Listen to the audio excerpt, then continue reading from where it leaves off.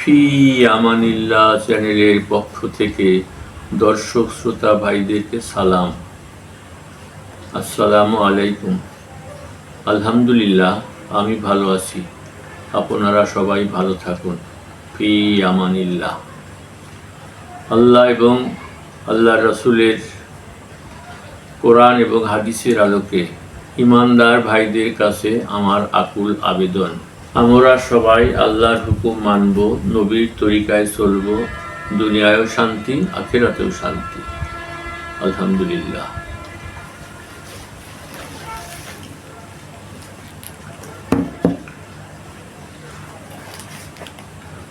হযরত ইবনে ওমর রাদিয়াল্লাহু তাআলা আনহু হইতে বর্ণিত, হুজুর সাল্লাল্লাহু আলাইহি সাল্লাম ইরশাদ করিয়াছেন, তিন ব্যক্তি এমন হইবে যাহারা কিয়ামতের ভয়ঙ্কর বিপদেও ভীত হইবে না, তাহাদের হিসাব নিকাশও দিতে হইবে না।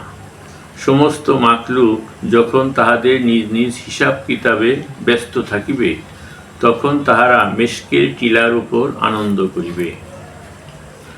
প্রথমত ওই ব্যক্তি যে আল্লাহর সন্তুষ্টির জন্য কুরআন শরীফ পড়িয়াছে এবং এমনভাবে ইমামতি করিয়াছে যে মুক্তাদিগণ তাহার উপর সন্তুষ্ট ছিল। দ্বিতীয়ত ওই ব্যক্তি যে শুধুমাত্র আল্লাহর সন্তুষ্টির জন্য মানুষকে নামাজের দিকে ডাকে। তৃতীয়ত ওই ব্যক্তি যে নিজের মনিব এবং অধীনস্থ লোক উভয়ের সহিত সদ্ব্যবহার করে। তাবারানী। কিয়ামতের দিনের কঠিন অবস্থা, ভয়াবহতা ও মুসিবত এমন নয় যে কোনো মুসলমানের অন্তর উহা হইতে খালি বা বেখবর থাকিতে পারে।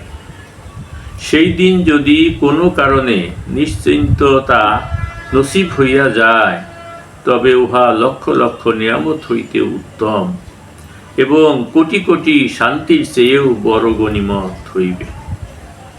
আর উহার সহিত যদি আনন্দ উপভোগেরও ব্যবস্থা নসিব হইয়া যায়, তবে যে ব্যক্তি উহা পাইবে সে তো বহুত বড় খুশনসিব ও সৌভাগ্যশীল।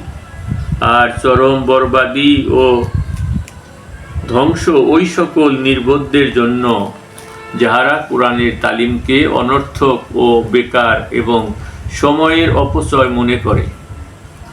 মুজামে কবির কিতাবে এই হাদিসের শুরুতে রেওয়ায়াতকারী সাহাবী হযরত আব্দুল্লাহ ইবনে ওমর রাদিয়াল্লাহু তাআলা আনহু হইতে নকল করা হইয়াছে।